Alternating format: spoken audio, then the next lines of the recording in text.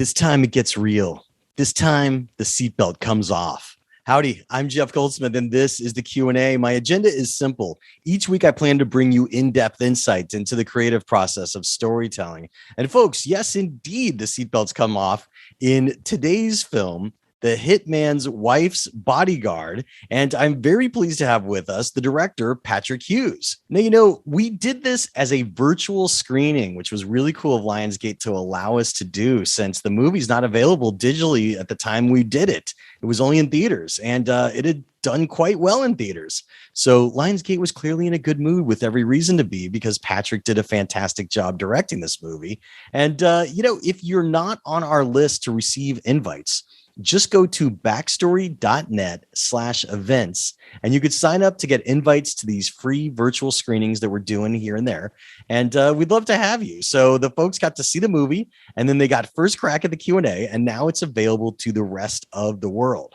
And, I got to say, it was really great to have Patrick in the series. I was a fan of the first film, The Hitman's Bodyguard. It was very funny. And it's interesting now, having done this Q&A, to know that they had the patience to sit on this film and to put it on the shelf for a year, and really to wait until people were able to go back out to movies again, so that they could experience there's no other way to say it, the communal joy of laughing together and having, a fun action movie play out on the big screen. And I think it's fun to do these as virtual events as well, because we've built an online community of film goers that really dig it, that are also podcast listeners. So look, Patrick was very forthcoming about his creative process. And the coolest thing ever for me was to find out that he was a podcast listener long before he directed his first film, making him, I believe, the 27th person to go from being a podcast listener to one day being in the series. And that's awesome. But he's really talented, and this is just a great interview. I know you're going to dig this episode. But speaking of things to dig, I hope you also check out Backstory Magazine over at backstory.net. You could read us on a desktop or laptop, or of course through our iPad app, Backstory. And if you've never read us before, I hope you check out our free issue, which you could read. And if you dig it, I hope you click the subscribe button so you could get access to anything new that we produce, and our archive as well, which currently goes back to about issue 28. And we're adding new issues to it all the time. And so, look, if you want to subscribe, please use discount code SAVE5. That'll save you $5 off a subscription. And it would really mean a lot to me to have my podcast listeners and iTunes and Spotify, and my YouTube watchers of these Zoom casts over at the Backstory Magazine YouTube page support my passion project, Backstory Magazine. So thanks for considering. But now, without any further ado, let's jump right into our interview with director Patrick Hughes about his latest film, The Hitman's Wife's Bodyguard. All right, Patrick, it's good to see you, man. How's it going? Thanks for having me. I'm really good. Well, congrats on Hitman's Wife's Bodyguard becoming the #1 film. That's awesome news in theaters as we're all returning back. So congrats on that. So, of course, we're going to stay spoiler free for a while. Of course, everybody had just seen it at a virtual screening with our virtual screening that we did. But since it's later going to go to our podcast listeners, we're going to stay spoiler free and then get into spoilers a little later on. While we're speaking of podcasts, I actually have been listening to your podcast from the start. Really? Your old podcast. Yes. Really? Huge fan. Yes. Wow. That's awesome. So this whole time. That got me through a lot of international flights. I'd pre-download my phone, and then I love podcasting on planes. That's awesome. I think this means that you are the 27th person that has ever said that has gone from being a listener to being in the podcast. And so, really? Were you listening before you made your first film? When did you start the podcast? Was 2010? Island was the first episode. Yeah, it was. Absolutely. No, I took on podcasting right from the start. As soon as podcasting became a thing, jumped all over it. So do I win something for being the 27th? Is there like a t-shirt or what? Yes. We're going to get you a free subscription to Backstory Magazine, and brilliant. We'll get you a hat. Hopefully you'll come back in the screening series for the man from Toronto, and then we'll get you a hat that says 27 on it. I'd love to. I love it. Cool, man. Well, this is going to be a good interview. Great. So before we get into it, though, I want to kind of go back in your career and give people a sense of who you are and from whence thou came. So we would have to kind of start at Victorian College of the Arts, the VCA. And you went there for film school and you directed shorts, and then that led to music videos and commercials. What do you think was the most important thing that you got out of your film school experience? I spent 3 years there. I had my eyes set on Victorian VCA, it's known as, but it's Victorian College of the Arts, a film school in Melbourne. So when I was in high school, I just started making shorts. I started making them quite young. When I was about 10 or 11 years old, I started. And then, I think the best part of film school, I spent 3 years there, was the, that you're allowed to fail. And you fail multiple times. So I think over the course of each year, you sort of make 2 sort of minor shorts, and then you have your graduation short each year. And I think it was that incubation period for me that I really appreciated, that, it's sort of non-judgmental. Like, that's the whole point, is to go there to learn. And the only way to learn is to try things out. And you go, hey, that didn't work. Let's try something else. So that was probably the one part of film school that I really appreciated. And also it was, there was about 11 or 12 students a year that they accept. So you each crew on each other's shorts. And so by the time I'd finished film school, I'd come out, you'd from like every sort of spectrum of the production, I'd worked as production designer or a first AD, or as, a grip or a gaffer. And like, clearly no one really knows what they're doing. And it's this sort of stumbling learning process, but it certainly helps by the time, you finish film school, that you understood every single sort of aspect of filmmaking, and also gave you the dialect, and that you felt, I felt very sort of comfortable speaking to people in all these other fields when you're on set. To my knowledge, you went the route after you graduated of music videos and commercial directing. And that's the way that a lot of young directors start out. And some of them never make it to filmmaking, as you do, but that in itself could be kind of like a twisty path. I'm curious, what were the difficulties for you there, and the interesting things that you learned on the job? Because to get a commercial, the young directors have to make a spec reel, and then they have to get representation as a commercial director for sale to the brand. So what were some of the tips and tricks that you learned on your rise up? Well, I just felt like, by the time I'd finished film school, I'd made about 20 short films by then, because I made a lot of shorts in high school as well. And I'd started sort of making some, whilst I was at film school, I actually started a company that I started doing. I went to these nightclubs in Melbourne. I had this crazy idea, because the technology had come out. There's something called a digital mixing board, because before that it was all analog. And so I went to these nightclubs and pitched this crazy idea. I was like, hey man, I could actually do like live video clips and project it on a wall behind the artist.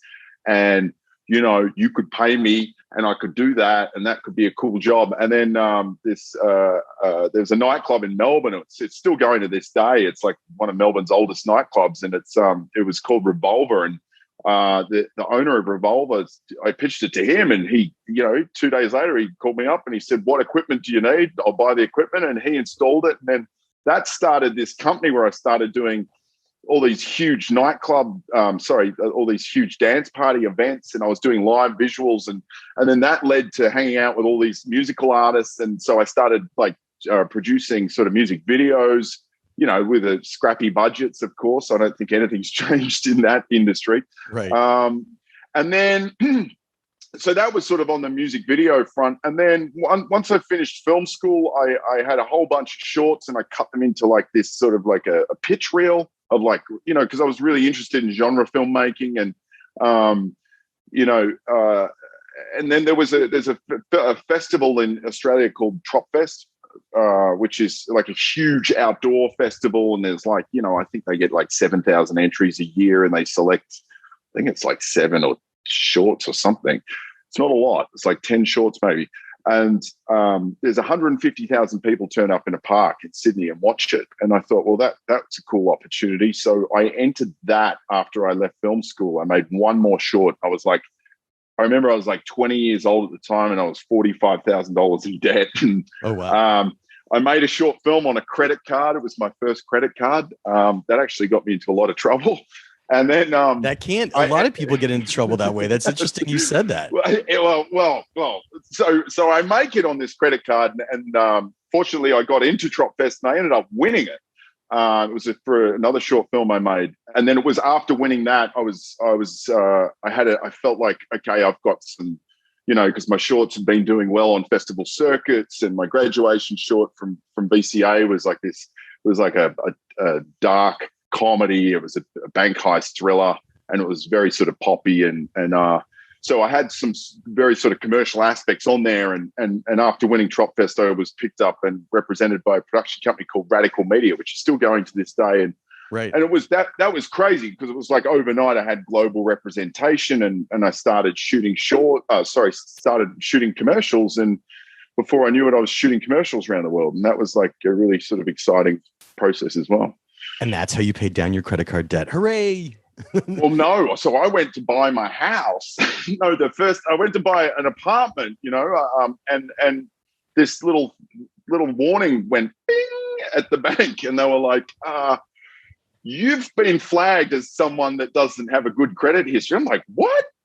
And turns out it was from that short film. So I had to clear that mess up. But so be warned, young filmmakers, don't use credit cards. Yeah, or do your best to clear them out for your credit record. But I want to jump forward a little. You really came on to the film scene with 2010's Red Hill, your feature film debut. I'm sure we could do an entire episode about it, but if you could boil it down to just a few things, what were your most important lessons as a trial by fire on your first feature film? Obviously, you'd had the shooting experience under your belt from doing commercials and music videos, but it's different on a feature. And Red Hill really became your calling card. It certainly was. So I'd written. It was the third script I'd written, and I kept writing all these scripts that required astronomical budgets, because I wanted to go and make big action movies. And then I was inspired by a really good dear friend of mine, Greg McLean, who made a film called Wolf Creek. And he made that on a shoestring budget. And of course, it was like one of the biggest selling films at Sundance at the time. And that really opened my eyes. And I thought, well, you know what? That's the way to do it. So my intention was just said, I'm going to write, direct, produce, edit. I'm going to put up half the finance. I'm going to raise the other half. We made it for $700,000, and I made it without a distributor. So it was quite a big risk in hindsight. I think at the time I was just had a lot of confidence about what I was going to do with it. But the benefit that came out of commercials is that I had the opportunity shooting, because with commercials you get some really good sized budgets, and I'd been doing some big commercials at the time, and that enabled me to work with some of the best people in the industry, and certainly down in Australia. And I had relationships with all the camera houses and with all the crew, and I was able to assemble an incredible crew to come with me and shoot a movie in 21 days in the high country of Australia in the dead of winter. It was like -7. Wow. Yeah, it was pretty full on shoot. But yeah, that was a really, really enjoyable process. Probably the most rewarding production I've ever been on, just in terms of, I think, the risk versus reward, because it fortunately got into Berlin Film Festival, and then there was a bidding war, and Sony bought it, and then that sort of opened up all the doors in Hollywood. But just before we move on, what was your toughest day on Red Hill? What was your moment where even with all your experience behind you, you're like, am I going to get through this experience? Am I going to get through this scene? Well, yeah. Well, yeah. I mean, I think there was quite, I think every day was tough on that, because it's, when you're shooting a movie in 21 days, it's like, I think the script was 94 pages long. Right. And, it was like, there was barely a day where we weren't shooting 5.5 pages a day just to make the movie. And certainly there was two scenes in particular. One where there was like a briefing going on, and it was like a heavy scene. It was it was the turn into Act 2, where the cops had found out this town was about to be hit upon by this menace that was coming to town. So we shot this dialogue scene with the chief of police briefing everyone. It's like one of those briefing scenes, and it doesn't seem like a big deal, but certainly in terms of directing films, once you've got multiple eye lines, that's like multiple coverage. I worked it out. I had something like 27 eye lines I had to cover off, and I with our schedule, and it was a 5-page dialogue scene, but on that day I had to finish it by lunchtime. So we shot this briefing that was 5 pages with 27 lines, and we shot it by lunchtime, and that was a really sort of struggling aspect of it. Another one was we had a lot of, I mean, in hindsight, it was crazy what I'd written, because it was horses and car chases and shootouts. And I just remember, we were struggling. We had this scene at night, and we were shooting on film. I was shot on leftover film stock that I'd scrounged from Hollywood. It was from Fast and Furious 3, I think. Oh, that's great. So it was like short end film stock, which is dangerous. Like, those days are kind of behind us of short ends, because everybody's shooting digital. Yeah. But it's dangerous because sometimes the short ends, you don't know where they've been, and they could have been left in a car, and you could lose some takes sometimes. Dude, well, I did the math, and funnily enough, like, my first film is the last time I ever shot on film. Up until that point, all my commercials and shorts, everything I'd ever shot was on film, and this was like the last time I ever shot on film, because the Alexa sort of came out that year that we were shooting. And it is. They dip test all the stock, and I found this incredible guy that was like picking up short ends from Hollywood studios, and thankfully we didn't have any problems. But it did mean that sometimes we were like, I can't do a long take here, so I'm going to have to cut this speech. Sometimes I'd call cut to the actors, and we'd have to change the mag, and that's really funny. Then we'd pick it up again and like, just continue on. So it's certainly not the best way to make a production, but I guess I just got so inspired. It just really made that film from a place of frustration, like so many attempts to get a movie made, and it was just that rule of like, no one lets you make a movie until you make a movie. And I just wrote a list of all my favorite filmmakers, and then I quickly realized every single one of them, to get their first film made, they just went out and made it themselves on a shoestring budget. And I was like, well, that seems the logical way forward. That seems the only way to do it. Look, it paid off. It was your calling card film. It got everybody interested in you. And just very briefly, because I have to ask, I mean, it led to Expendables 3, which I think definitely led to Hitman's Bodyguard. And it's interesting because, coming off of that and going to this big budget film, I think one of the signature things that really happened in Expendables 3 is you showed your ability to give everybody their own moments, and to directorially finesse that when you have a lot of high caliber stars. And that can be very difficult. This is your second movie, and you're working with an incredible cast.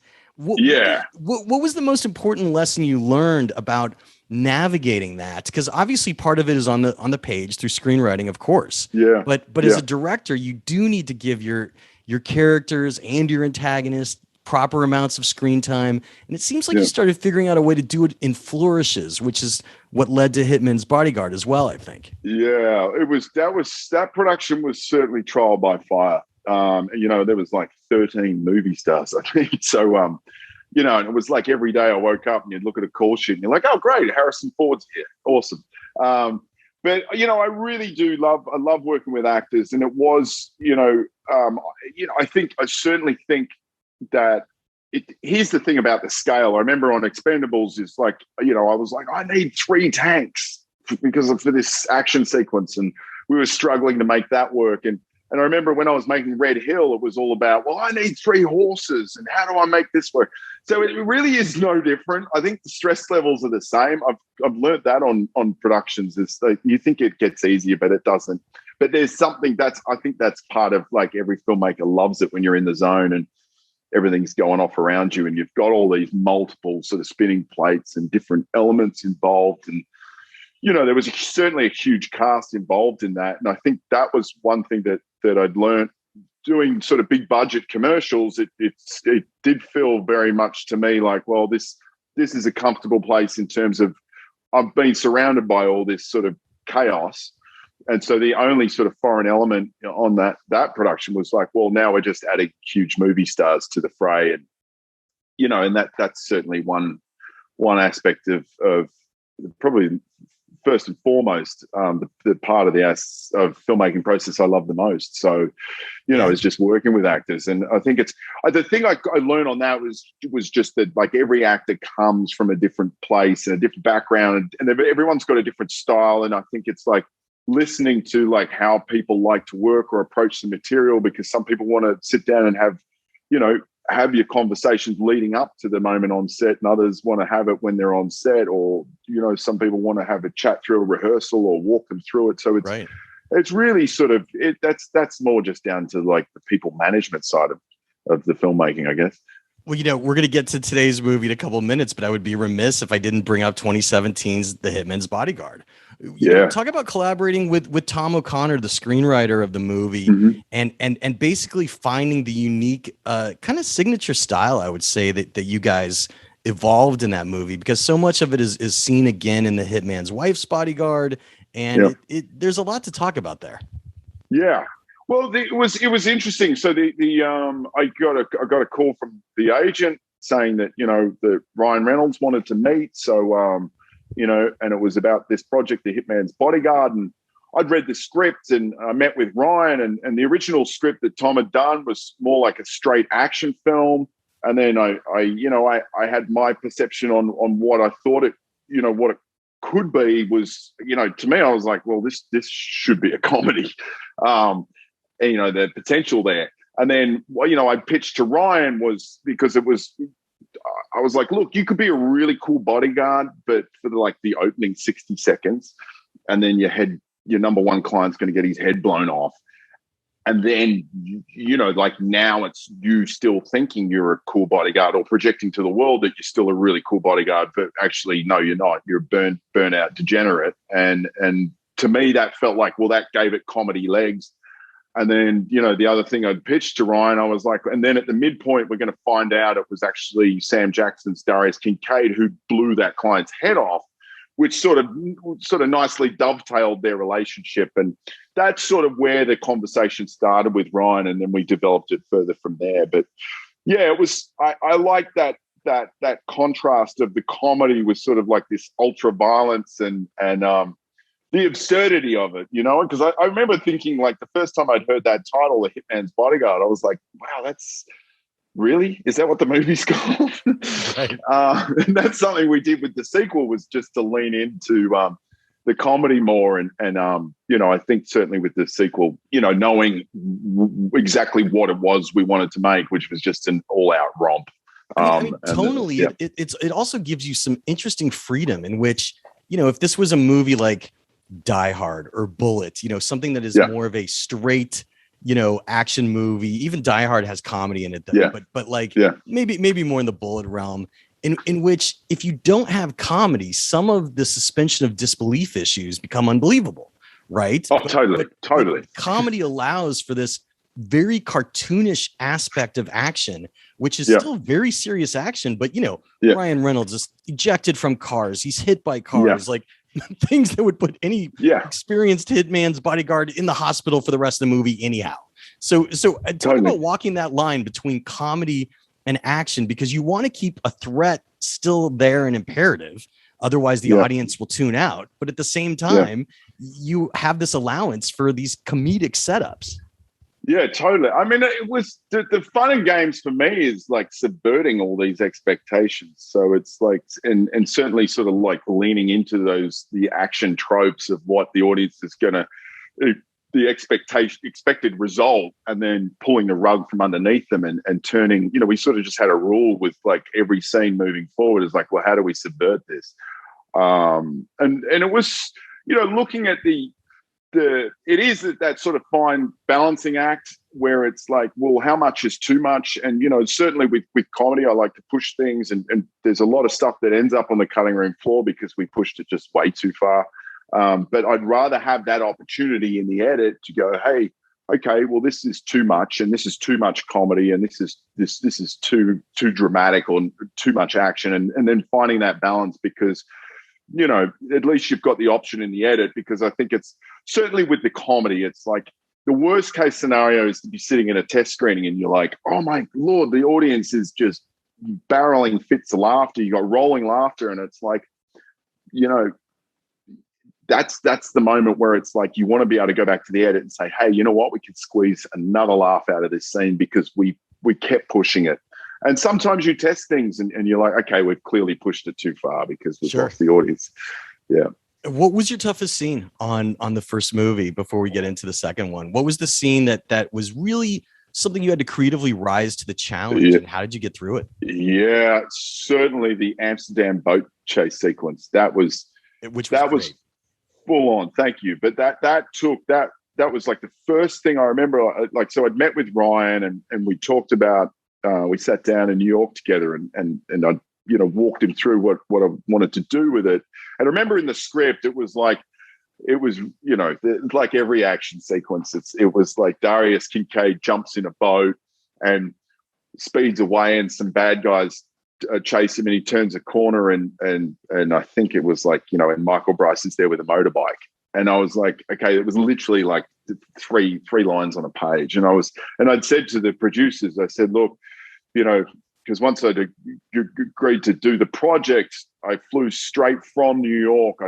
They said, well, because we were doing production out of London, I just told the producers, like, I need to go to Amsterdam immediately because I need to start scouting locations, because that action set piece, I know it says 3 lines in production.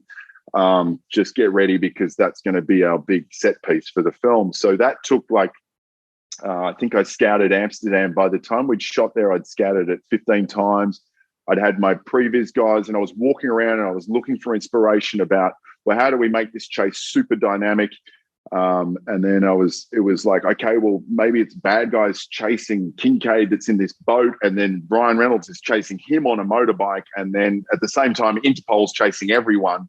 And then to me, it was like, well, like looking for that sort of opportunity to be like this really intricate sort of cat and mouse, using the bridges and the like the tunnels. And it's interesting you say that, because I've interviewed Christopher McQuarrie about his Mission Impossible movies, and he says that there's a whole other level of writing when he's able to do a location scout and really visualize some of it. So that's totally. You said you went back 15 times. It also shows kind of a signature of your visual style there, in which you're not only doing the main action moments, you have all these, what I can only describe as mini moments. The people on the boat who are literally looking up as a motorcycle is driving on top of the boat, little tiny shots. Are those just all boarded in advance so that once you get the sense, the lay of the land, you could get your sequence together? Because there's so many things. It's just amazing to think of how long it took you to put that together. Yeah. Well, so after we scouted it, and I had my previous guy and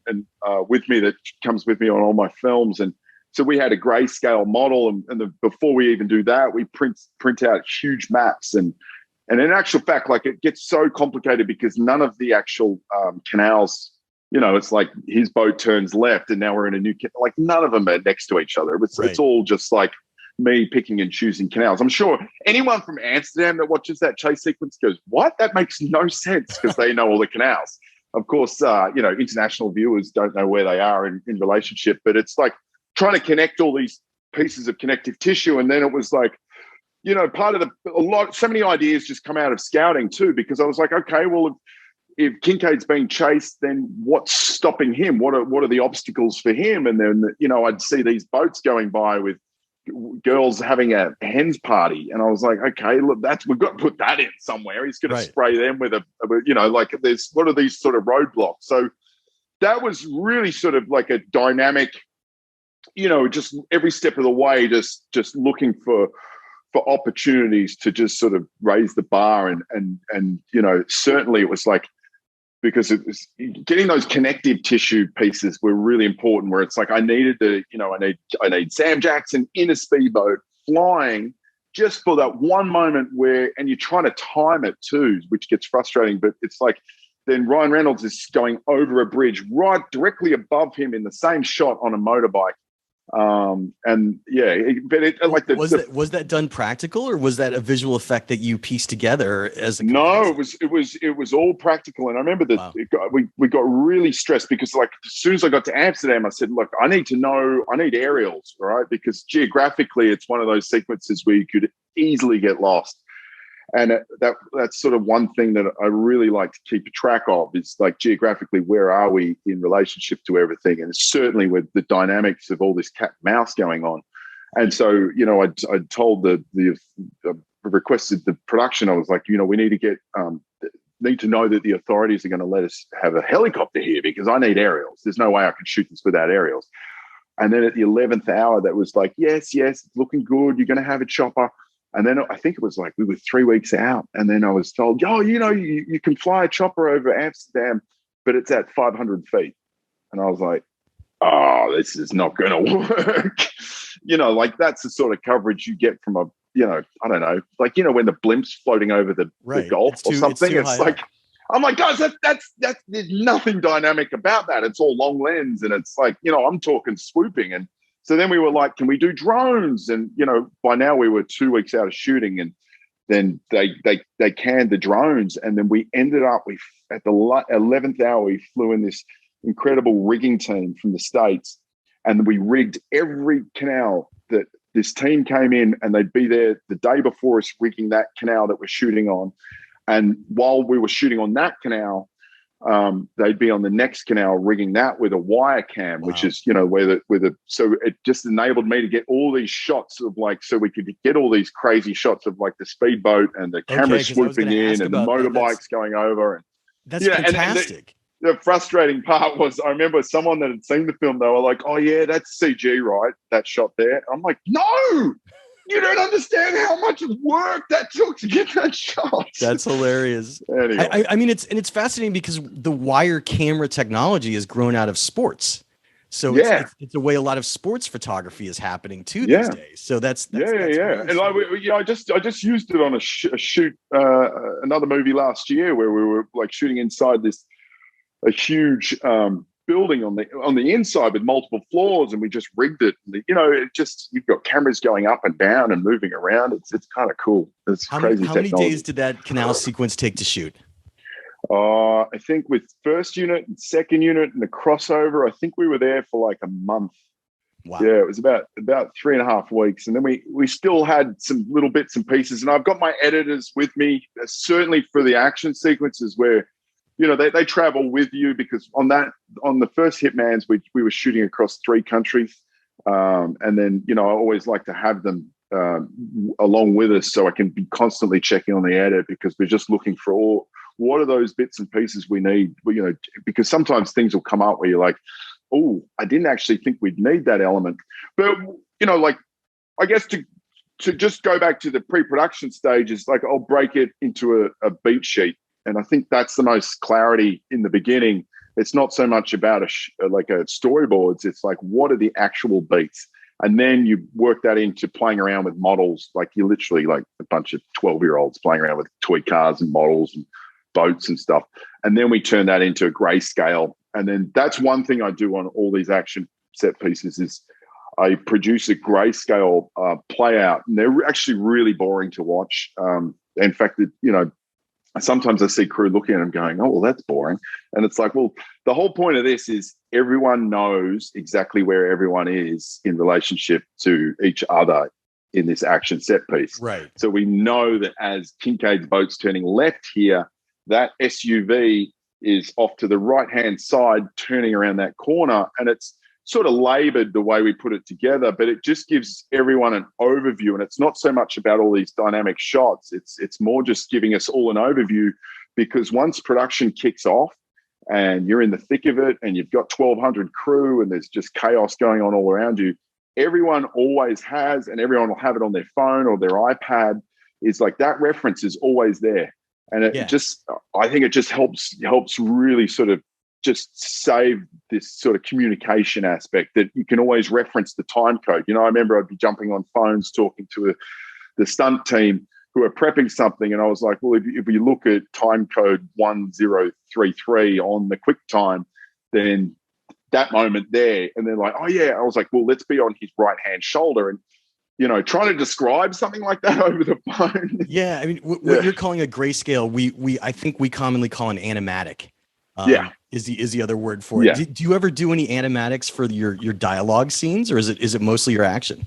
Not so much, not unless it requires, sometimes it's well, where are we actually going to position? Say you've got access, you're shooting with some sort of huge aircraft or a C-130. It's well, now I'd like to know how that's going to look on my lens choice in relationship, because say an aircraft of that scale, it's not it's not a simple move to sort of move that around on the day. It's like requires, I'm going to lose an hour's worth of time. So whenever it involves something sort of big or dynamic in terms of like a choreographing, then I'll sometimes tip into it for performance stuff, but usually it's just for the action. There's no one way to direct, but from what you've told me, it sounds like you're a little more on the Hitchcockian method, in which you do as much planning as you can before you get to set, which is a preferred way to do it, so that there's fewer surprises and everybody knows what to do.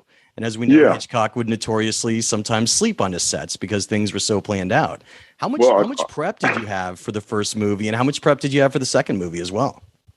Oh, we had 3 months prep and then 3 months shooting, and that was the same on both films. But yeah, I certainly with the action stuff, it's all in the prep, and I certainly think that 90% of your job as a director is in the prep. I know, I always feel like by the time I get to a location, you know, like in Hitman's Wife's Bodyguard, we were shooting at this amazing castle on the water along the Amalfi Coast, and of course, it's like for me to find that castle, I'd looked at 12 other castles, and then I'd scouted it. By the time I'd scouted it 15 times, but by the time you rock up there for the filming, I remember Ryan got there and he was like, "Oh wow, this is amazing." I'm like, "We don't have time for that. I've already seen this a million times.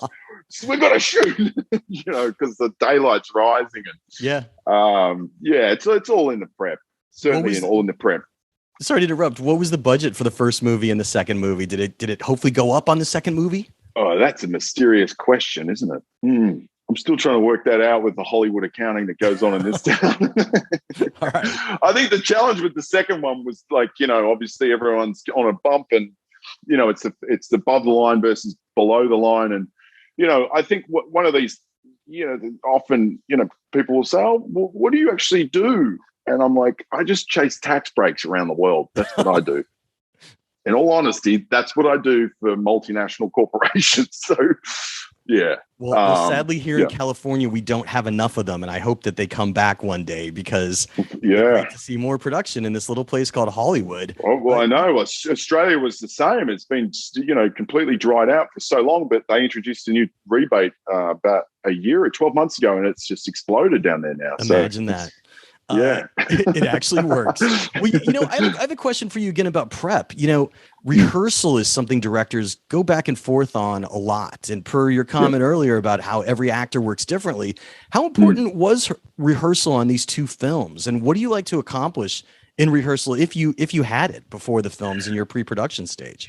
Well, quite often, like when, especially with the ensemble, when there's lots of movie stars involved, it's really difficult to to schedule a rehearsal period. So what will be happening in prep is you're having individual conversations with everyone, and that dialogue is constantly going on. Certainly with Ryan and myself, there's just an open communication channel for over a sort of like a 12-month period. What I like to do is like I'll have a sort of an idea of how I want to stage it, and I've scouted the locations, and then I'll present that when everyone's finally there, because trying to align all these schedules is like a big game of Tetris to line everyone up. You're like, okay, we've got 4 movie stars, and everyone's busy shooting everywhere. They're movie stars for a reason because they're all working actors. So, but then I like to sort of like, we'll block it through, and certainly with the comedy, it's like, okay, this is where we just really sort of build that sort of that playground for these actors to work in.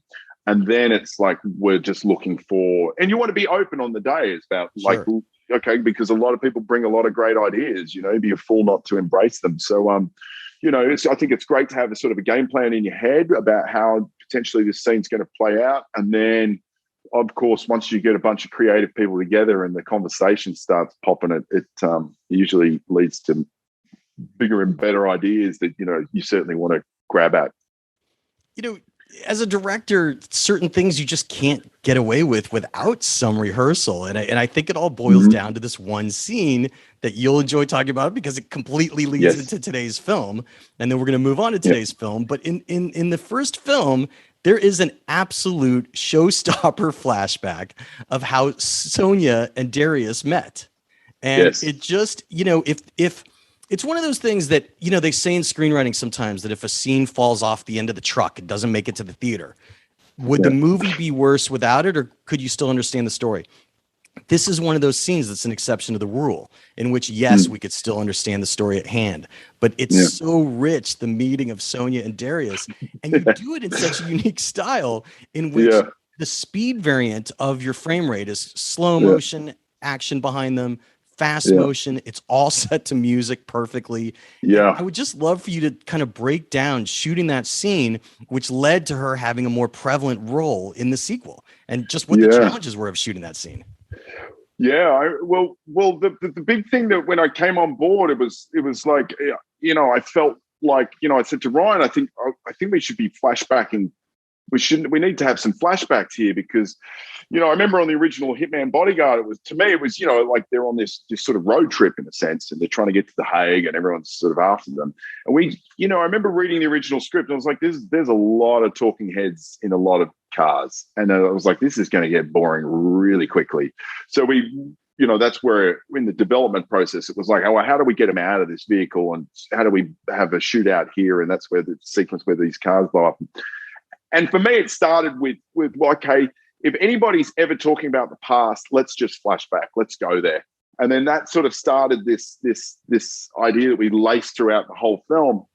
And then certainly, I think the most important flashback was for how Sonia and Darius met. And I was like, well, it needs to be a violent love affair, and to play that contrast again between the absurdity of Lionel Richie against like sort of horrific violence. Right. I was like, I said, like if Kincaid's going to fall in love with anyone, it's going to be like an extreme version of himself. I don't see him falling in love with sort of a timid, bookish, librarian. It's like the thing that's going to sort of get his blood flowing would be, someone that is probably, has a far more potty mouth than he does, and right. Probably a higher kill rate too. So that was a lot of fun, and really sort of working with Salma Hayek. That just brought so many ideas and elements out of it. But yeah, it was. You're also moving with a background that's exploding behind them. That's very choreographed in slow motion and intercutting fast motion moments as well. What were the challenges of shooting at those different frame rates and combining them in your final edit for the scene, which plays like a music video? It does get very dynamic. I remember on the for the closing moment of the first film, we were in production, and often what happens when you're shooting, you've got producers coming up and line producers and production designers and like, so all these different heads of department that are constantly coming up with asking questions about what you're shooting in 2 weeks' time. And, they were like, oh, we're going to shoot this ending sequence. And I'm like, okay, it's going to be one shot and it's slow motion. We're pulling out and they're kissing. And I need a man on fire. I need some chickens. I need 12 stunt guys beating each other up. I need some breakaway bottles. I want people throwing chairs. I want someone's head getting smashed through a thing. And then, I reel all this off to the production crew. And I remember the producer came back to me like 10 days later.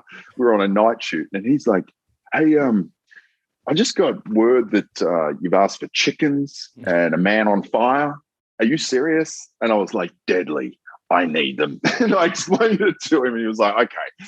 So we went about and got them all. So it's, Last geeky question about that sequence. Did you shoot it like a music video with playback going during your sequence? Oh, yeah, certainly. Absolutely. I love playing music on set. I'm always, I've always got a big speaker attached to my monitor because, I love sort of like, I feel like as a director, you get to set the tone and bring in a lot of energy. And also like, I think it's great, to help actors, like, because I all have sort of like the playlist worked out for what each sequence is going to be. Sure. And certainly with the first Hitmans, it was like, half of this is going to be score and the other half is needle drops. And these are the tracks. And that sort of gives everyone the right tone and ambience and style. So and it lets you know if you could clear the music as well. So in advance. Yeah. Which is certainly quite important. And some filmmakers sometimes have a mistake on. Yeah. They get beholden to a song that they don't have the rights to. Well, this is a good place to jump into the sequel. If you have this is coming from a virtual screening where everyone's seen it, but it's also going to end up in Spotify and iTunes and YouTube. So for the folks that haven't yet seen The Hitman's Wife's Bodyguard, go see it, darn it. Go see it and come back because we're going to get into the spoilers for it. Tell us about your starting point when you sat down with Tom O'Connor, the screenwriter from the first one, and Philip and Brandon Murphy for this sequel that brings Hayek's character front and center and really goes for the trio road trip. Yeah. Well, let's go into spoilers, shall we? Yes, we shall. Well, the sequel, I guess it came about, I was editing the first film in London and I just kept thinking, what on earth has happened to Ryan Reynolds at the end of this? Where is Michael Bryce? And to me, it just felt, I couldn't help but, because you sit with these characters for so long, and to me, it just felt obvious that he would be in therapy with PTSD after what he'd been through trying to survive a road trip with Darius Kincaid and all the violence that ensues. So that's sort of what clicked the opening. And I was like, okay, that would be the opening of the film, because when Lionsgate came to me and said, hey, we pitch us the sequel, we want you to come and pitch a sequel.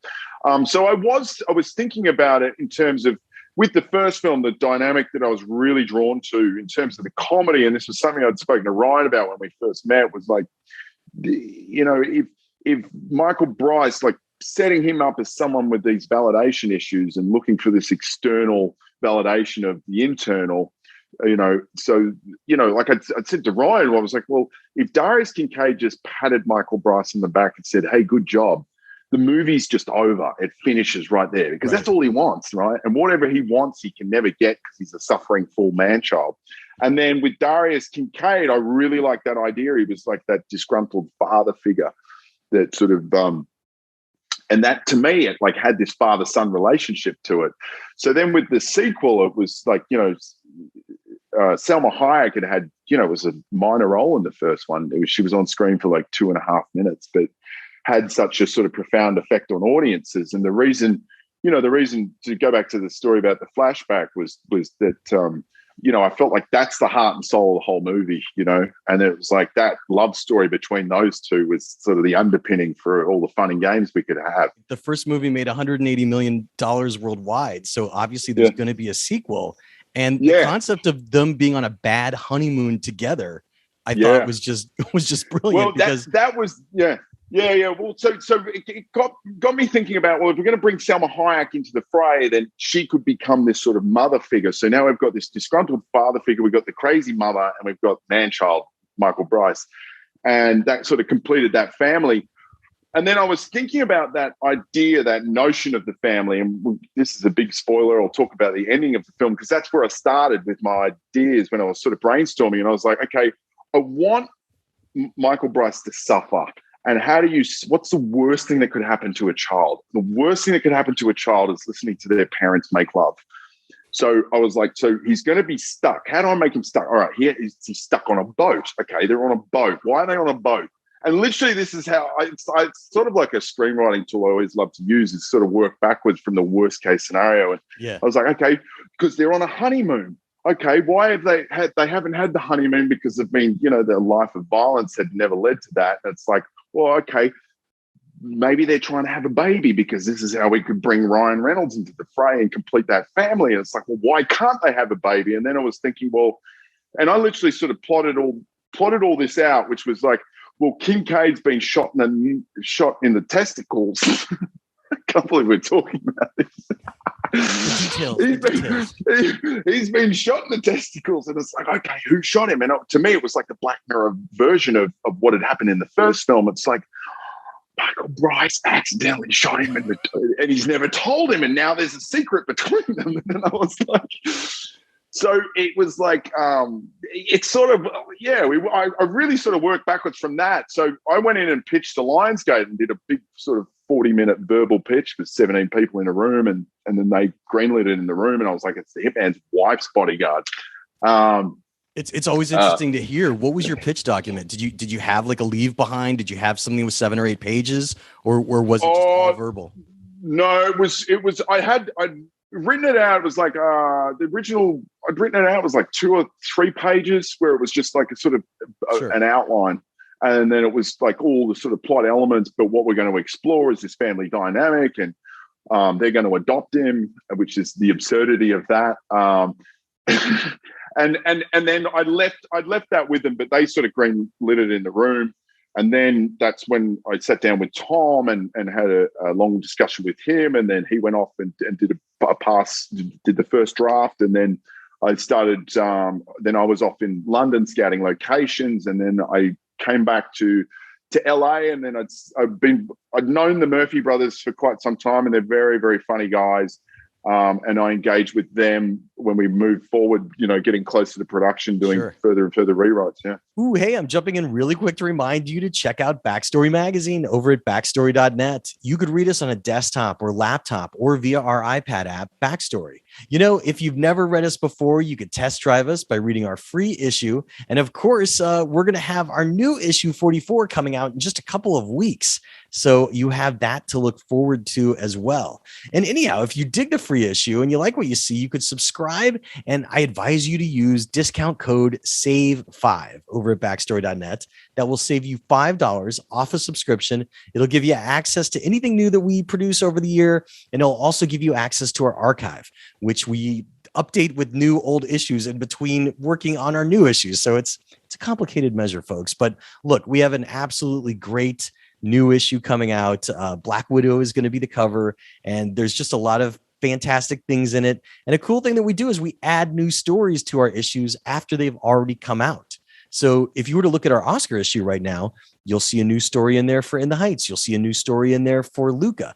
So, we add things because we're able to as a digital magazine. So look, it would really mean a lot to me to have my podcast listeners and Spotify and iTunes and my YouTube watchers of these Zoomcasts over at the Backstory Magazine YouTube page consider becoming subscribers. So thanks for considering it. But now, without any further ado, let's jump right back into our interview with director Patrick Hughes about his latest film, The Hitman's Wife's Bodyguard. It's always interesting to hear about left turns, things that were in the early concept stage, but never make it into the final film. Not a deleted scene, something that you were convinced maybe for a couple weeks, maybe you had storyboards and animatics done for it that you then either because of time or budget or it just doesn't fit, was abandoned. And I'm curious if there was anything like that in this movie that people would enjoy hearing about that was a crazy early left turn. Well, there's two moments in the film that came about. We were 2 weeks out of shooting, and I sort of had a brainstorm because I was really challenged with Ryan's schedule because he's busy, and everyone's busy, and you get this window where you're like, okay, we're going to be in London, we're going to be in Croatia and Italy, and we had this huge dynamic van chase sequence with helicopters and car chases and all this sort of stuff. And it was written as the trio. And I'd also had been planning this huge boat chase sequence, along the lines of what we'd done in Amsterdam. But I just couldn't physically make the dates work with Ryan. And I was like, I can't pull this off. And I don't want to resort, it would be like with the Amsterdam boat chase sequence. It's like, I really pushed with that. I was like, there's no green screen. We're not doing it. We're going to shoot an actual boat chase in camera and do it practical and do it for real. Because I really love doing practical effects and stunts, and so in both of those scenarios, it sort of pushed me into a corner where I was thinking I had my director's hat on and I had my production hat on, and I'm like, I can't make it work. Well, then what is a way I can make it work? It's like, well, okay, what if Bryce has been inadvertently drugged by Sonia? So they throw him in the back. And then I was like, well, how do I turn that into a joke? Okay, he's seatbelt rule. So I could get rid of Ryan for this elongated sort of car chase. Yeah. And then it was the same with the Gary and Johan. That's literally where the idea came from. I thought, okay, well, if we can't shoot the boat chase, what if we lead the audience to believe there's going to be this huge, epic boat chase? Again, just talking about subverting the expectation. So it's like, we need boats, we need guns, and we need them. And, we pan over, just so the audience know, that's actually Sam Jackson and Ryan, that's their stunt doubles. Oh, that's great. Because we were like, they're actually the stunt doubles. So then we shot, I shot all the setup. There were sort of like speedboats and jet skis, and they're getting chased. And it was like, oh, okay, how do we turn this into a joke? And it's like, well, the bodyguards use decoys because, like, a lot of the fun and games Ryan and I have had over the years working on this franchise is like, it's like a legitimate industry, you know, this executive level protection agency industry, and they protect billionaires, and you know they're always jetting around. They literally sort of, like that. That's where it all came from. The AAA rating was like, these guys, it's all about like jets and cars and watches and suits, because like all the people they protect live in that world, but these guys protect them. So we sort of like leaned into all that. We had a lot of fun with it, but that's where the idea of the decoy came about. We were like, okay, well, what if they just die in a burning fire of hell? And then you've got Ryan coming through on a putt-putt boat, which to me, I thought was hilarious. That was probably the hardest shot to get, by the way. That was the hardest shot? Oh, yeah. That took 7 takes, and it was a 300-foot wall of fire. We were blowing up this boat off the coast of Croatia, and everything's sort of floating, and the wind's kicking in, and I've got Ryan and Sam in this putt-putt boat, and we've got speedboats flying through, and we're trying to time the explosion with the speedboats flying through, and then them just drifting into frame and getting the timing right on those. Because for me, the comedy was like, well, what, you know, normally after the big explosion, you cut away. It's like, well, what if we just linger just at the right time, and then they come through, and it's like, it's called a decoy, Darius. Well, you know, you've talked a lot about the practical effects, but you do use some visual effects, obviously. Oh yeah. You know, like something like the destruction of landmarks is very big for visual effects for you, because you're not going to really destroy them. So the bridge in this movie and stuff like that. Yeah. How is that for you to integrate, you know, the kind of blue screen stage or green screen stage type of shoot moment that you need to do versus being out there? Or do you sometimes designate that to second unit? Because that was the other thing I wanted to talk about, in which some big action directors really, you know, designate some of the, I don't want to say authority, but responsibility to the second unit director, and there's no shame in it. It's very common practice. No. Like, how do you divide that line? I've got second unit teams, and then this is where the prevising comes about, which is like, then we'll all go and scout the location together, and it's like, that's where it's like, you really, for me, it's like, I love having daily communication with the second unit director and the entire team, which is because it is such, like, there's so many sort of moving elements going on, and you need to have, you know, I feel like it's crazy if you're not having that dialogue every day, because so many questions are coming up. Certainly with like the bridge chase, because second unit were doing the helicopter, because I'd been scouting and I found this crazy bridge that looked like something out of a James Bond movie. And I was like, well, can we fly a chopper under this? And that's where the inspiration came from for this chopper going up and over. And so second unit were doing the chopper, the chopper elements coming up and over. And then I was like doing the rig shots on the band with Sam and Salma, and I've got Salma's double flying out and losing a gun, and we've got explosions going off. But we were doing that on an actual runway. So often what happens with the visual effects is constantly using them in terms of background set extensions, or it's certainly with a lot of the stunts involved, you use it for safety and stuff. But yeah, I think the challenge with that is always like just the budget level, because that's sort of, you know, people want the world, but you know, it's pretty expensive, the visual effects element. It's also obviously expensive to do it in camera. Sometimes,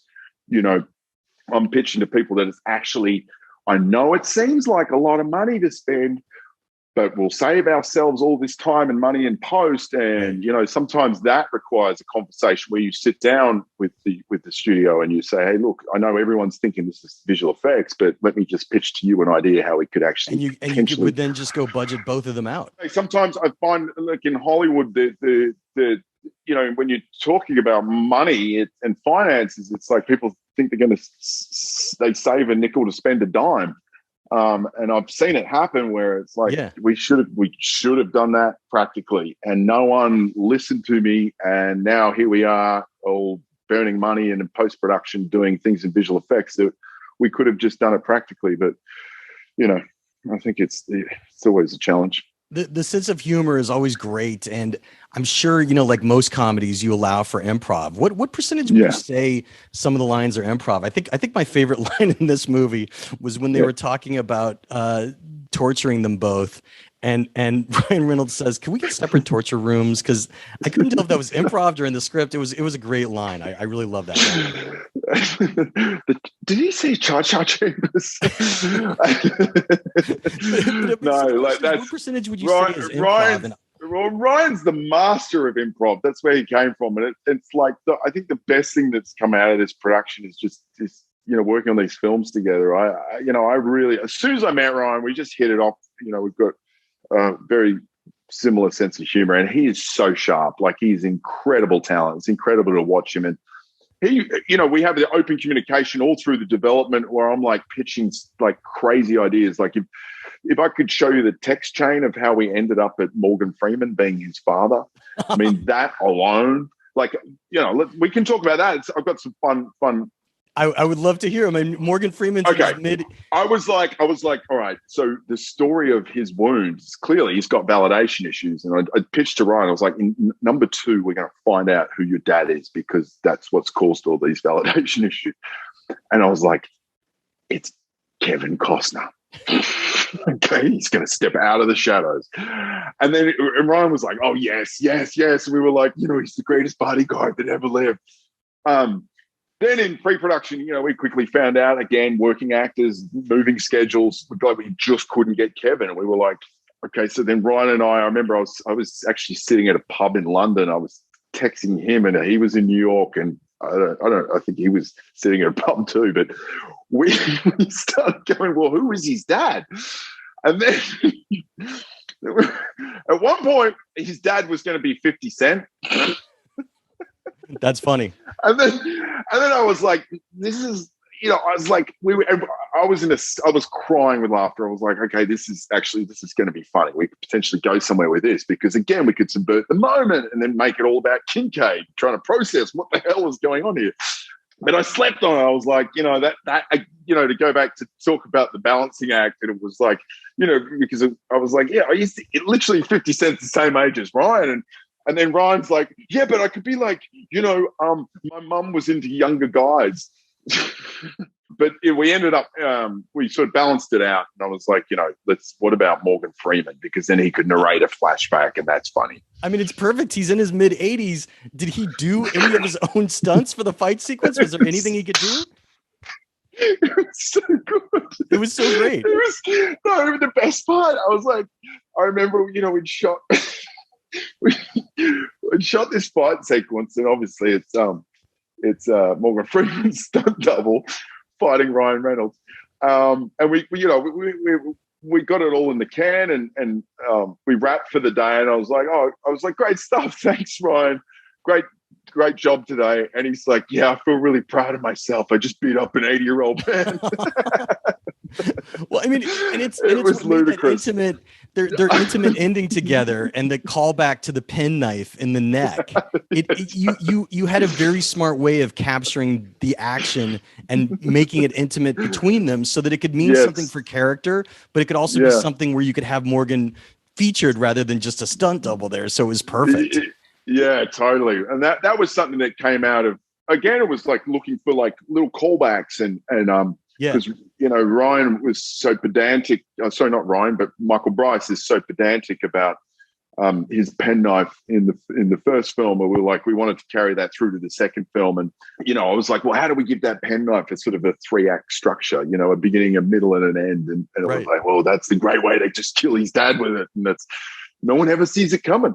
It was perfect. There was a lot of absurd moments on this set where just the most insane absurdity is happening, where, because there's just so much improv. It's like, once we've set up that sandbox and we've got it scripted in terms of like what everyone's doing, we've got some great lines and a lot of it's in there. But at the same time, it's like, just let these actors go, because especially with like Sam and Ryan, once they start abusing each other, like they don't stop.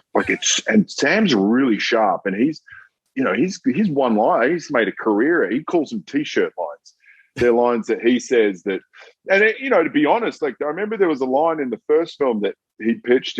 We had something else written, and he came in and did a version of it, and I was like, I don't know if that works. And then, of course, you get to the edit and you're like, oh, this is gold. You know, it was the line where he's like, tick-tock, motherfucker.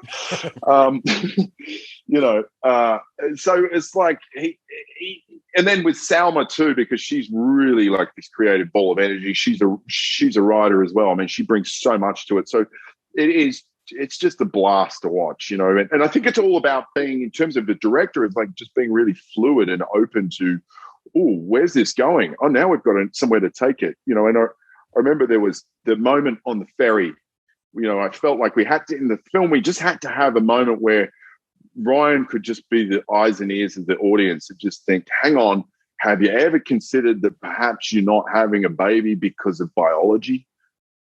Has that occurred to you, that perhaps your age, you know, like in a polite way? And then Salma had come to me that morning. She's like, you know, baby, I think I should blame, I should blame is my pussy's a bit too tight. And I was like eating muesli. I freaking spat it across the unit base. And I was like, what? And I'm like, you want to go there? And Selma's like, oh, yeah, baby. So then I go to Ryan. I'm like, hey, heads up. You know, we're setting up the cameras on the ferry. And I'm like, heads up. She's going to go south on this one, so be prepared. So, you know, it's just a lot of fun. Well, I mean, the payoff of the entire film is that he thinks he's signing these papers to be reinstated AAA, and he's adopted is freaking fantastic. It's justified because after this film's flashback, that if it was cut out would still work, but is perfect, the gelato flashback, which is so freaking random. But after that flashback, they have this good moment where she kind of becomes a bit maternal for Ryan. Yes. And it justifies that very creepy and strange ending. And you know, just this ending where he literally dives. I mean, like, just tell me this moment. He literally dives off the boat like, I can't take it anymore. And we were like, my daughter was walking through the room as I was watching it, and she's like, did that guy just commit suicide at the end of the movie? Is this a suicide movie? I'm like, no. Long story. Like, where did that moment come from? Because it's so funny.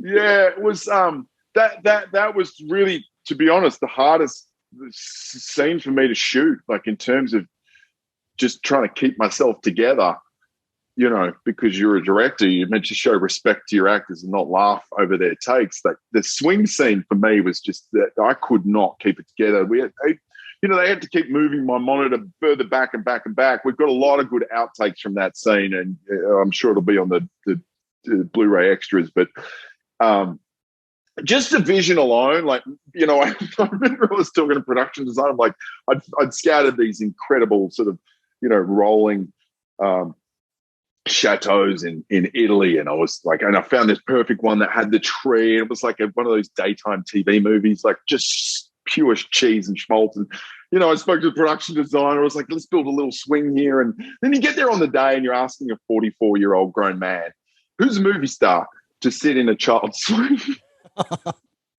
and cry about the loss of his mother. And then Salma's, you know, you're right, because we wanted to have this really sort of maternal, like, how does Sonia show her maternal side, the comforting, tender side? And then, of course, you know, every scene she's in, she just sort of bulldozes it. But Salma had this idea. She's like, wait, what are you thinking? When I walk up, should I offer to push the swing board? So, and then it was like, you know, he tells this heartfelt story, you know, where any other person in their right mind would be like, oh, wow, that's really, I feel sad, you know, I feel empathy for you. She just makes the scene all about her because her mother was eaten by a shark. It's like, right. You know, and I remember I was talking to Atlee Orbison, our composer, who's amazing, Icelandic composer. And I was like sending him references of like those daytime TV movies. I was like, dude, I need a score that's so schmaltz here. Like, just take me away. And then, you know, like, of course, it's like the music sort of goes because she starts talking about a shark. I love all that stuff. That really cracks me up, makes me laugh.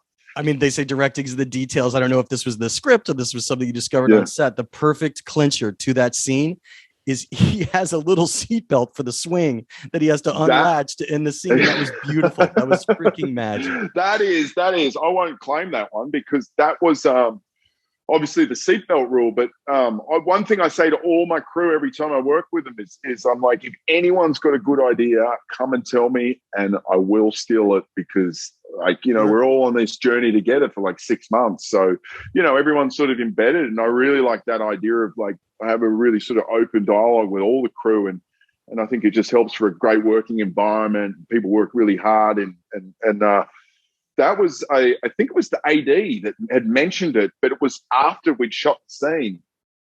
So we were that was a little insert pickup. I think I shot that little hand. I'm always Ryan's hand doubles in all the hand scenes.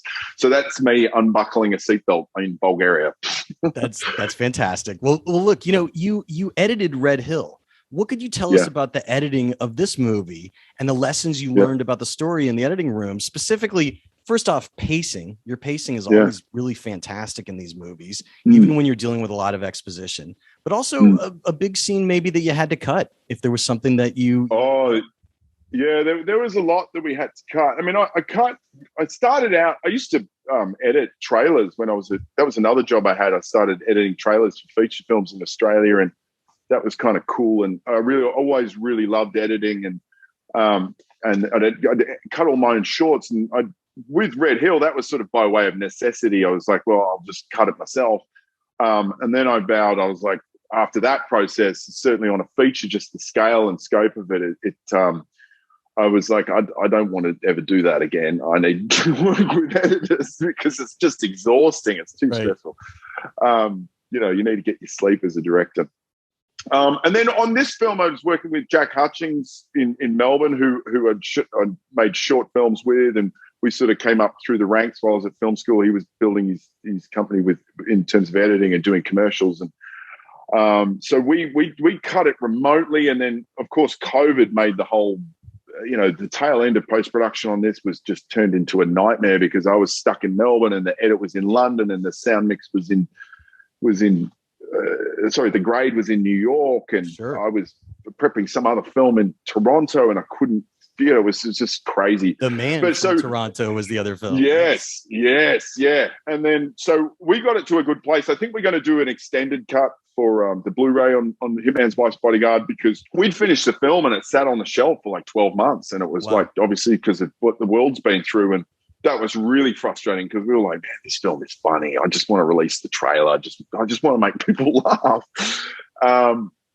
And then we opened it up, and what had happened was, because none of us had seen the film for a while. I was off prepping Man from Toronto. I was off shooting Man from Toronto, and then we opened it back up, and then Ryan's like, hey man, I think I've got some ideas for some other trims we could do, some cuts.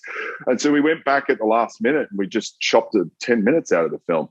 And tell us something that was chopped. What was something? Oh, there was a lot of, because like the intention's always been that this should be a romp, just an outrageous, balls to the wall action comedy, just absolute sort of escapist popcorn, like, just have fun, like just go away, have fun, laugh your ass off, and watch some big action set pieces unfold with these crazy characters. And then, one thing we'd learned from the first film, and get the opportunity to work with Gary Oldman, who's a dear friend, and he did a brilliant job. But it was like, it felt like, because that was maybe a holdover from what the original script, where it was like more of a straight action, it was maybe potentially it was like, is this getting a bit too dark? Is it too moody? So with the second one, we were like, all right, let's make the villain let's lean into the absurdity of people that are billionaires, and that's just a crazy world.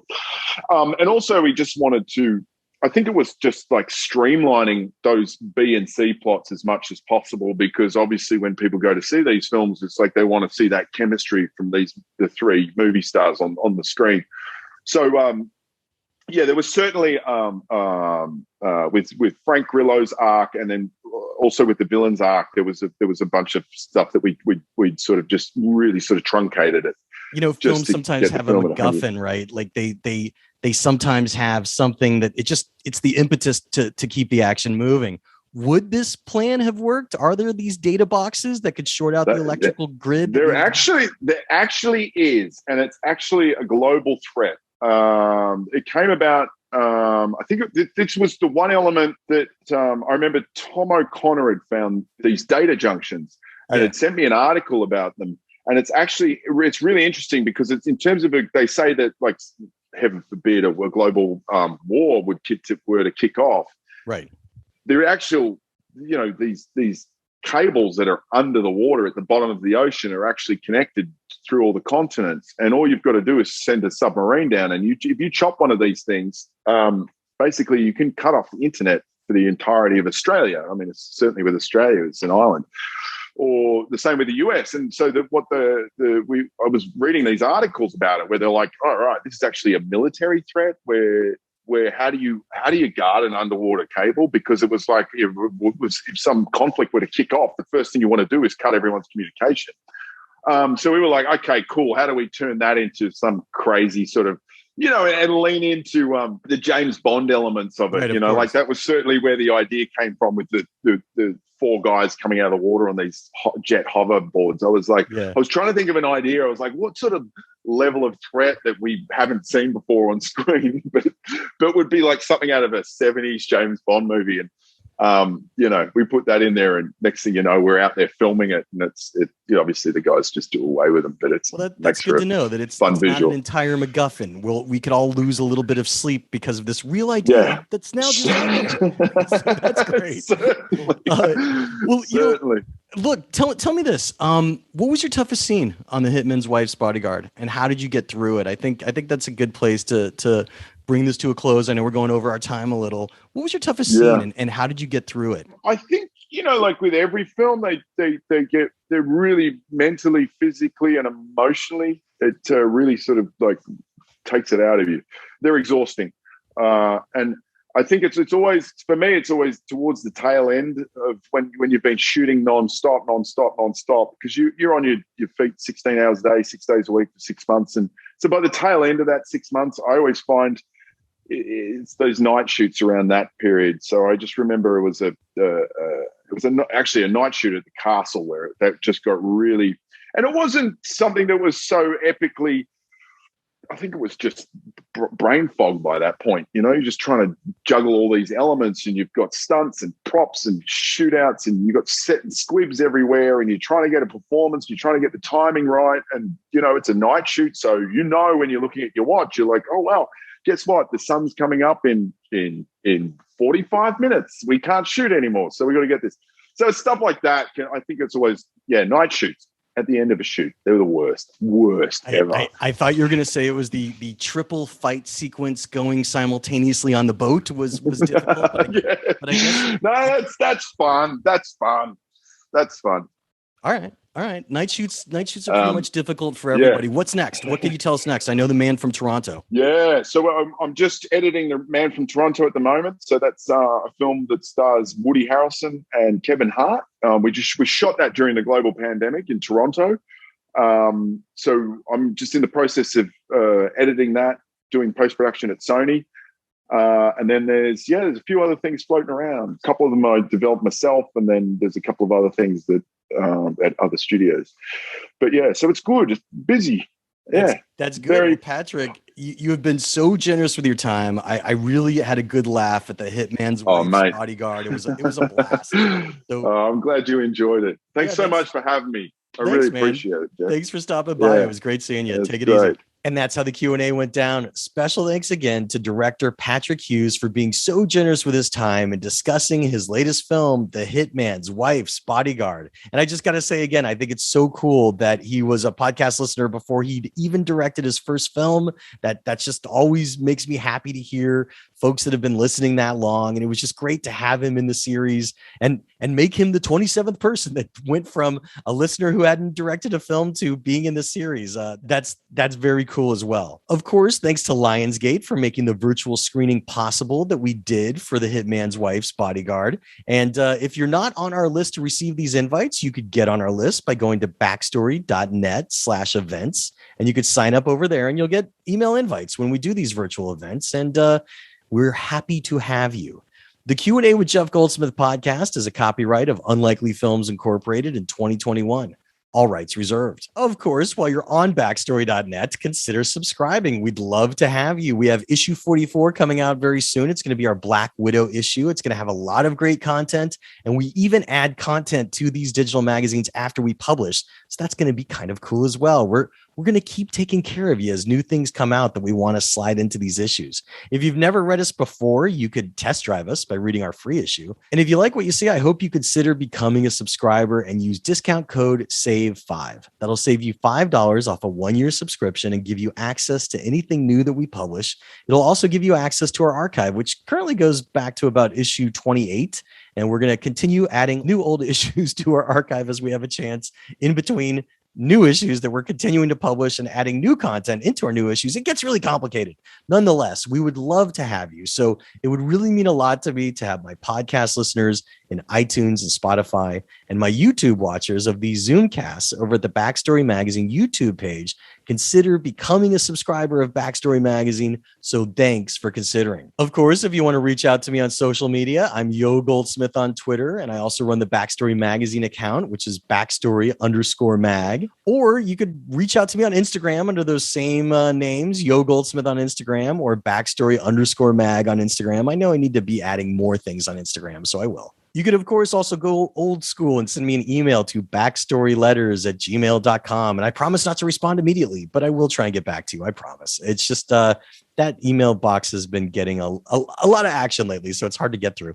I have a Facebook fan page. I don't use it that often. I'll try and use it more this year. Those are the ways to get hold of me. I'll respond from somewhere. Nonetheless, I am Jeff Goldsmith, the publisher of Backstory Magazine and the host of the Q&A. Thanking you for tuning in and telling you to stay out of trouble. Till next week.